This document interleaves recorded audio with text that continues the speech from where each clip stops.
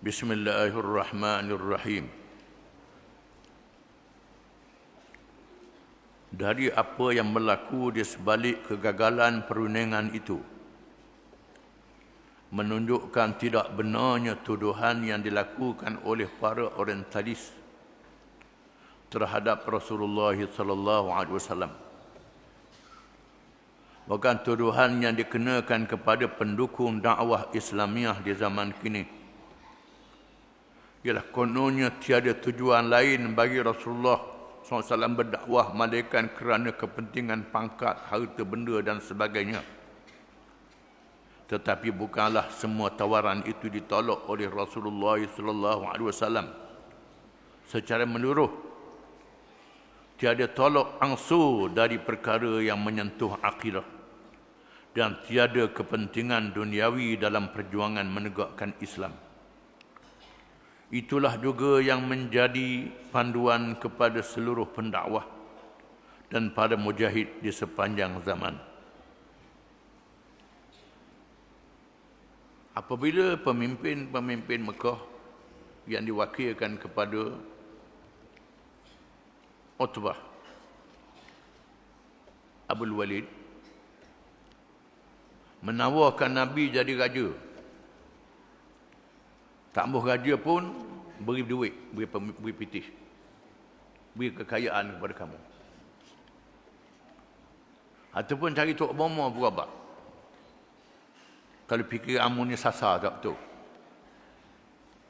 Lalu Nabi baca ayat-ayat Quran daripada surah yang kita baca minggu lepas, Hamim hingga akhirnya, menyebabkan Utbah Abul Walid lari mendengar mukjizat Al-Quranul Karim. Benar ini daripada Allah. Kisah ini menafikan tuduhan orientalis. Orientalis ialah orang-orang Eropah, khususnya orang bukan Islam, yang mengkaji ajaran Islam. Dia kaji Quran. Di antara mereka boleh menguasai bahasa Arab. Boleh baca Quran dengan faham, tahu makna dia. Tapi Tuhan tak beri hidayah. Kerana dia belajar Islam ni tujuannya nak lawan Islam. Di antaranya dia menuduh bahawa Nabi Muhammad SAW berjuang untuk jadi pemimpin negara. Memanglah bila Nabi berhijrah, Nabi memimpin negara, menegakkan kerajaan Islam. Lepas Nabi mati, Abu Bakar, Umar, Osman dan Ali memerintah negara. Dia jadikan memerintah negara ini tujuan. Tuduhan ini juga dilakukan oleh Fir'aun terhadap Nabi Musa AS.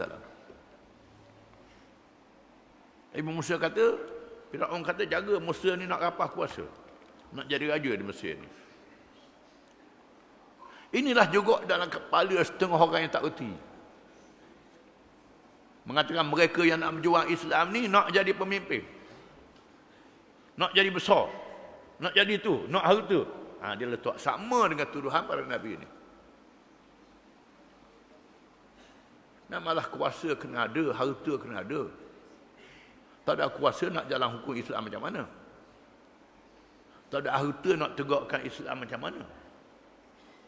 Kuasa dan harta ni adalah alat untuk melaksanakan Islam. Kena faham, bukan matlamat.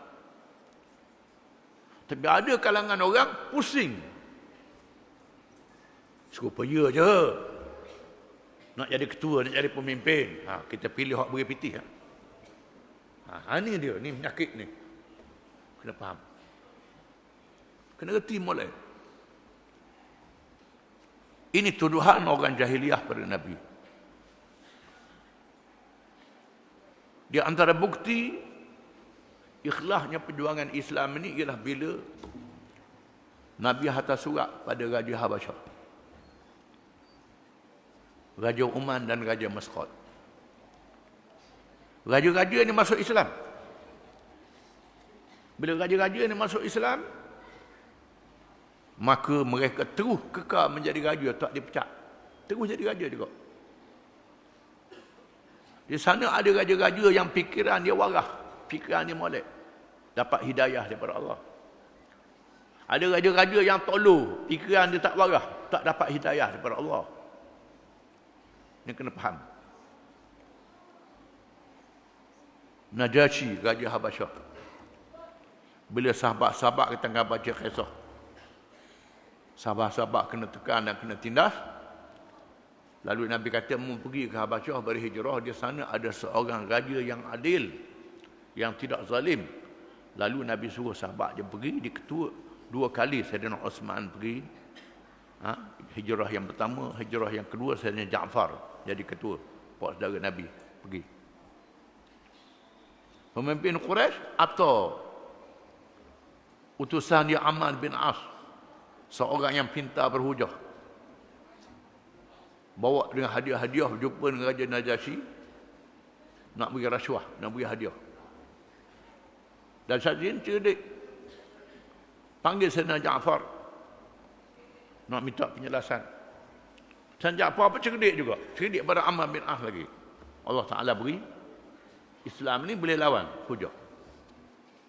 Dia mari nak pujuk, hak pergi tu orang cerdik dia Amr bin As. Dia belum masuk, akhirnya dia masuk Islam juga. Dia tak boleh bohong.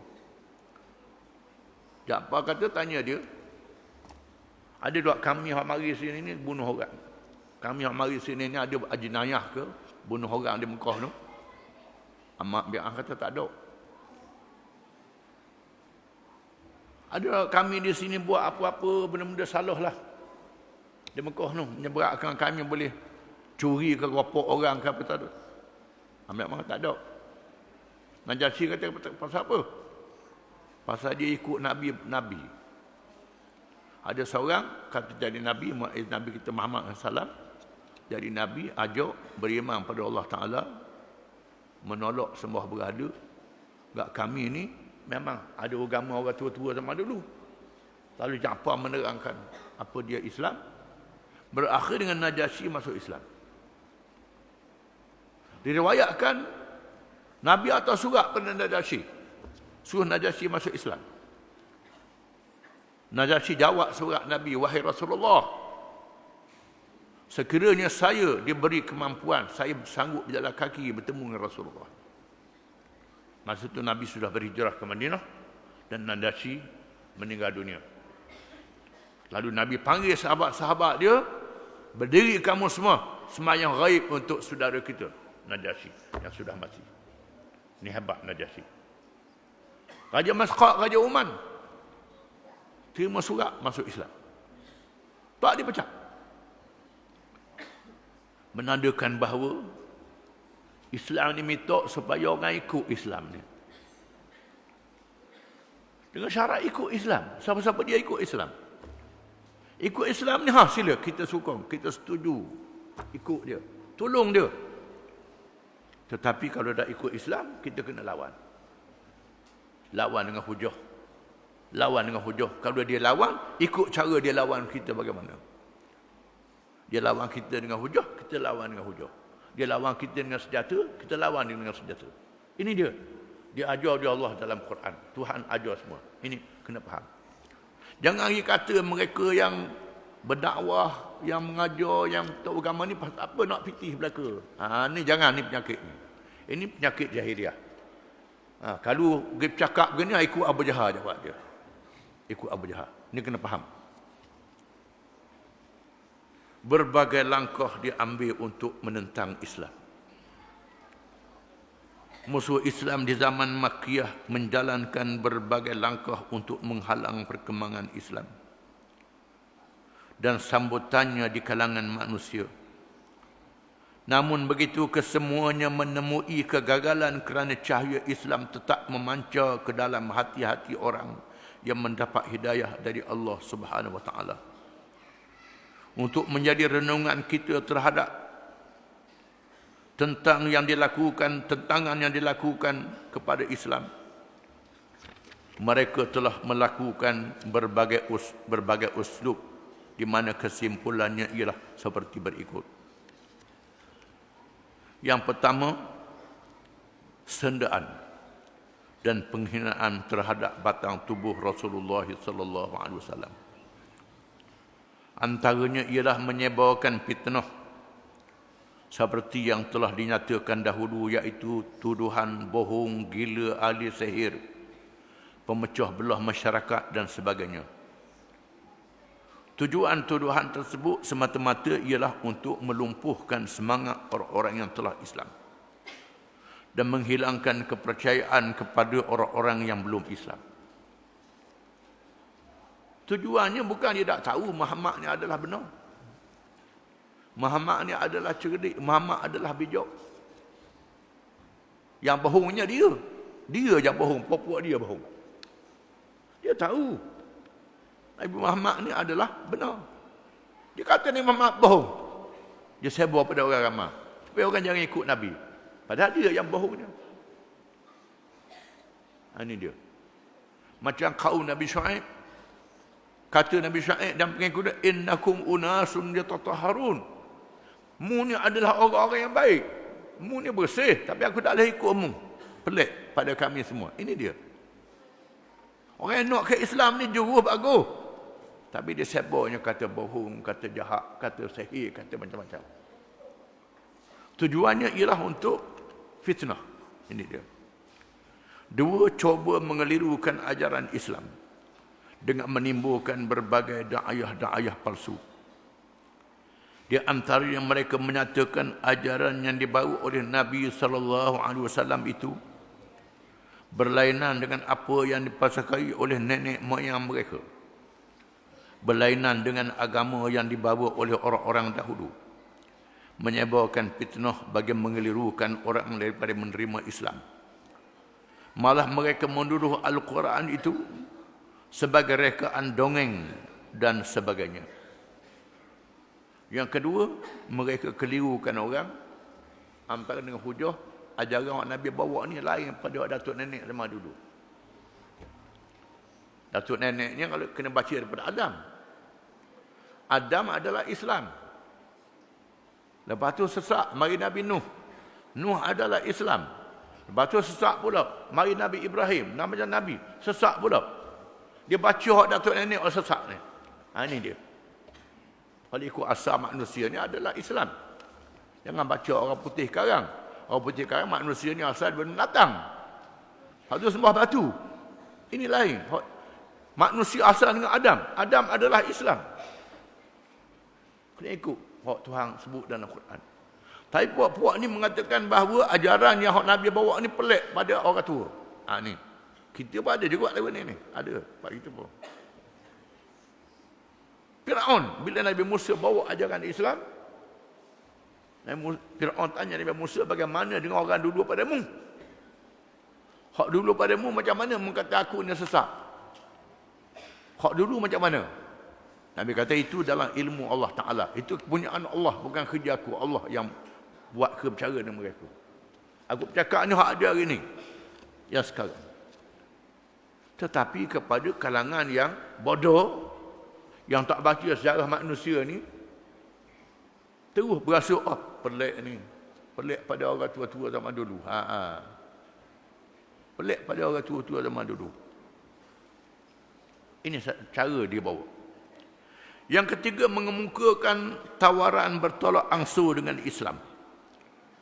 Supaya Rasulullah SAW mengakui kebatilan mereka atau mendiamkan diri terhadap kebatilan mereka. Mereka juga sanggup bersikap tolak ansur di dalam beberapa perkara asalkan Rasulullah SAW tidak membangkitkan perkara-perkara yang menyentuh soal akidah mereka.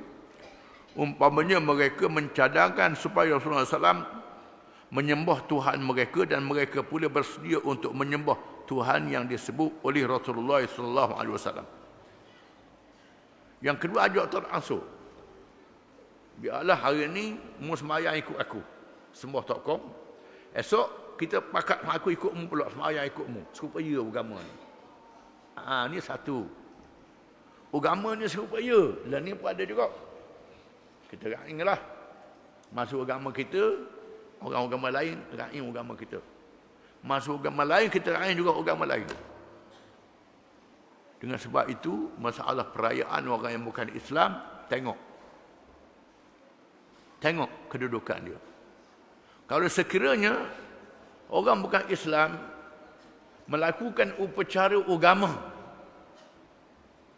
dalam upacara dia, kita tak boleh ikut sekali-kali upacara agama. Sekiranya kita hari raya dia meraihkan, kita bergembira, selamat hari raya, kata dia. Selamatlah kamu sambut hari raya. Dia juga meraihkan hari raya dia. Dia raih hari raya kita. Kita tak mau balas dengan dia. Lah mu dah. Baik. Selamatlah mu. Sambut cara mu juga. Setengah ulama membenarkan. Terutamanya seperti orang Islam yang duduk di Eropah. Duduk di Eropah, penuh orang Kristian. Bila dia tahu orang Islam hari raya, setengah orang putih kata selamat hari raya. Bila sebut hari Krismas dia pula, kita tak tahu je. Waduh. Macam mana pula ni? Ini boleh menimbulkan satu ketegangan yang lebih besar mudaratnya. Dan hal ini boleh meraihkan bukan upacara agama, tak boleh. Bergalak macam dia juga, minum arak macam dia juga, menari macam dia juga. Itu tidak boleh, tak boleh. Ini batas yang kita kena faham. Begitulah hubungan antara keluarga dengan keluarga. Bila ibu bapa kita, keluarga kita yang bukan Islam mati, boleh pergi lawat ziarah. Ziarah kerana ibu bapa kita yang bukan Islam mati, pergi ziarah. Boleh ziarah ibu bapa kita. Bukan Nabi pergi ziarah kubur ayah dia yang belum Islam. Tapi Nabi tak berdoa, Allah Ta'ala tak mengizinkan doa kerana dia bukan masuk Islam. Ulama mengatakan begitu. Ini batas kita kena faham. Boleh berbuat upacara agama, tak boleh. Upacara agama tak boleh. Dia pasang colok juga, itu tak boleh. Dia pergi anggut, kita pergi anggut sama itu tidak boleh. Meraihkan saja, ini batas yang kita kena sedar. Hak yang puak-puak menzikir minta ni ajak Nabi sembah berhala. Lepas tu esok pula dia sembahyang ikut Nabi pula. Ni tak boleh. Tak ada tolak ansur dalam perkara ini. Menghormati keluarga, ziarah orang sakit, orang bukan Islam. Diriwayatkan orang Yahudi bawa jenazah je, Nabi bangun. Orang Yahudi bawa jenazah je, Nabi bangun. Kerana meraihkan jenazah Yahudi yang dibawa. Pada masa orang Yahudi berada di Madinah bersama dengan orang Islam. Ini kita kena faham batas-batas dia.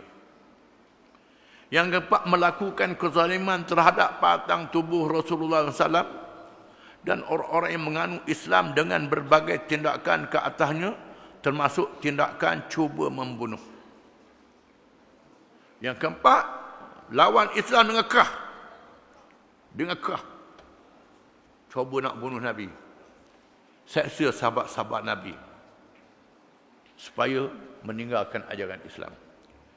Yang kelima, menggoda dengan janji kesenangan dunia serta pangkat dan harta benda. Goda dengan janji, dengan harta, dengan pangkat. Ini cara lawan Islam. Perkara yang dilakukan itu adalah merupakan cara-cara menentang Islam yang berlaku di sepanjang zaman, sama ada zaman dahulu dan sekarang, sehingga menjadi perkara yang lazim dihadapi oleh pejuang-pejuang Islam yang menuruti jejak langkah Rasulullah sallallahu alaihi wasallam. Sebagaimana ianya tidak menjejaskan perjuangan Islam di masa dahulu, begitulah juga ia tidak boleh menjejaskan perjuangan Islam di sepanjang zaman selagi Allah Subhanahu wa taala menentukan cahayanya tersebar di seluruh penduduk alam, seluruh pelosok alam ini. Selagi dunia tak kiamat, ini akan berlaku. Segala langkah yang disebut di atas telah dilakukan bagi menghalang perkembangan cahaya Islam.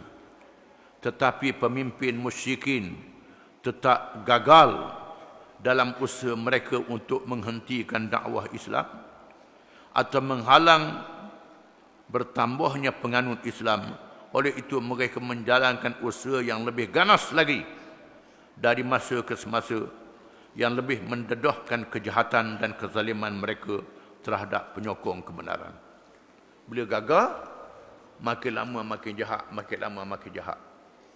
Makin lama makin jahat, akhirnya dia berapi lah. Kita akan baca kemudian. Wallahu a'lam.